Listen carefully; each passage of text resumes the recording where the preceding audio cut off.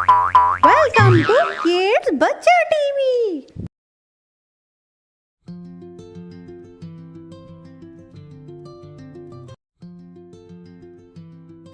हनुमान का जन्म किसी विशेष कार्य के लिए हुआ था। बस उसी दिन का हनुमान इंतजार कर रहे थे। प्रभु श्री राम, भैया लक्ष्मण और माता सीता को 14 वर्षों का कठोर वनवास मिला था। प्रभु श्री राम अपने भ्राता को लेके और अपनी पत्नी को लेके वनवास के लिए चले गए थे। वनवास में बहुत सारे राक्षसों का वध किया और ऋषि मुनियों को आज़ाद कराया। ऐसे समय व्यतीत हो रहा था मानो जैसे प्रभु श्री राम तो वनवास के लिए ही बने हुए हों। वह माता सीता के साथ बहुत खुश रह रहे थे। 14 वर्ष बस बीतने ही वाले थे कि माता सीता को एक दिन स्वर्ण हिरण दिखाई दिया। तो माता सीता उसे देखकर बहुत खुश होने लगी और प्रभु श्री राम को दिखाते हुए कहती हैं, प्रभु श्री राम देखिए ना, वह स्वर्ण का हिरण कितना मनमोहक है, कितना सुंदर दृश्य है। प्रभु एक बार मेरे लिए इसको ला सकते हैं क्या आप? मैं इसे अपने साथ अयोध्या लेके जाना चाहती हूँ।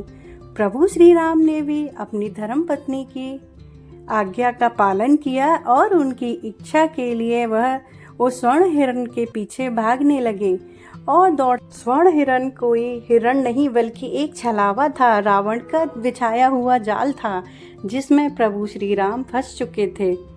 इधर श्री राम के जाने के बाद रावण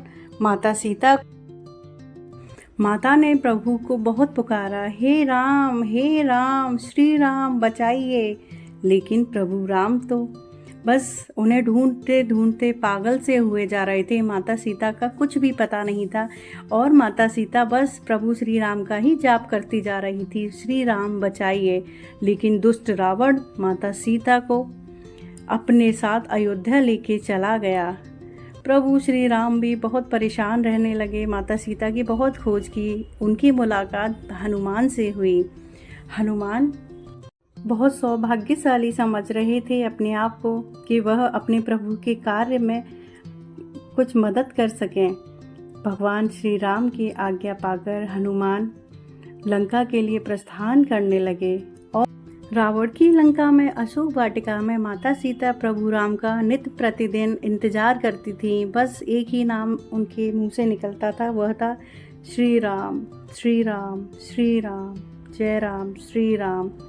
माता को मानो प्राण तो प्रभु श्री राम में बस रहे हैं और केवल शरीर ही था जो लंका में था। हनुमान माँ को प्रणाम करके प्रभु श्री राम की दी हुई मुद्रिका माँ को दिखाने लगे और कहे, माता मैं रामदूत हनुमान, प्रभु की आपके बिना दशा ऐसी हो गई है कि न तो वो कुछ खाते हैं न पानी ग्रहण करते हैं, सिर्फ एक ही नाम रटते हैं, सीते सीते सीते। हे माँ, हमसे तो अपने प्रभु श्री राम की यह दशा देखी भी नहीं जाती। आपके वियोग में प्रभु का ये हाल हो गया है जैसे पानी बिन मछली हो। हनुमान ने माता को प्रभु का समाचार दिया और अशोक वाटिका में मीठे मीठे फल का स्वादिष्ट सेवन किया। उन फलों को ऐसे खाने लगे जैसे कि उन्हें पहले फल कभी मिले ही ना हो और उनके पास नन्हे नन्हे छोटे छोटे जानवर भी आ गए थे। कुछ समय के पश्चात हनुमान ने समस्त लंका में अग्नि लगा दी। बहुत लंका जल के राख हो चुकी थी। कुछ ही भाग हनुमान की राम नाम की धुन इतनी तेज प्रतीत हो रही थी मानो रावण के कान तो फटने ही वाले हों, कानों में से अग्नि निकलने लगे। इस प्रकार उसे क्रोध आने लगा। रावण अब गुस्से से लाल हो चुका था। रावण को नहीं पता था कि यह उसका अभिमान है, यह कुछ ही समय पश्चात चूर चूर होने वाला है। प्रभु श्री राम को क्रोधित करने के बाद समुद्रदेव घुटनों पे बैठ चुके थे और प्रभु से माफ़ी मांगते हुए कहने लगे, प्रभु आप मुझ पे दया करिए, आप इस समुद्र पे अपना राम सेतु बना सकते हैं। तब प्रभु श्री राम ने समुद्रदेव को क्षमा कर दिया और वानर सेना ने पुल बनाने का कार्य चालू कर दिया। हर पत्थर पे श्री राम राम राम लिखने के बाद राम सेतु बनाने की तैयारी पूर्ण हो चली थी।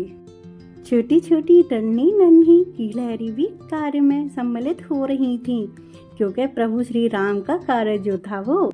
रावण ने युद्ध की घोषणा कर दी और हनुमान ने प्रभु श्री राम की ओर से युद्ध लड़ने की तैयारी की। वह परास्त होते रहे, लेकिन रावण से हार नहीं मानी हनुमान ने। घनघोर युद्ध के बाद रावण ने अपने समस्त पुत्रों को युद्ध की बलि में आहुति दे दी थी। अपने भाई मेघनाथ को भी उसने युद्ध में भस्म करा दिया था। और कुछ दिनों के बाद युद्ध को विराम लगा, क्योंकि रावण का भीषण युद्ध के बाद अंत हुआ।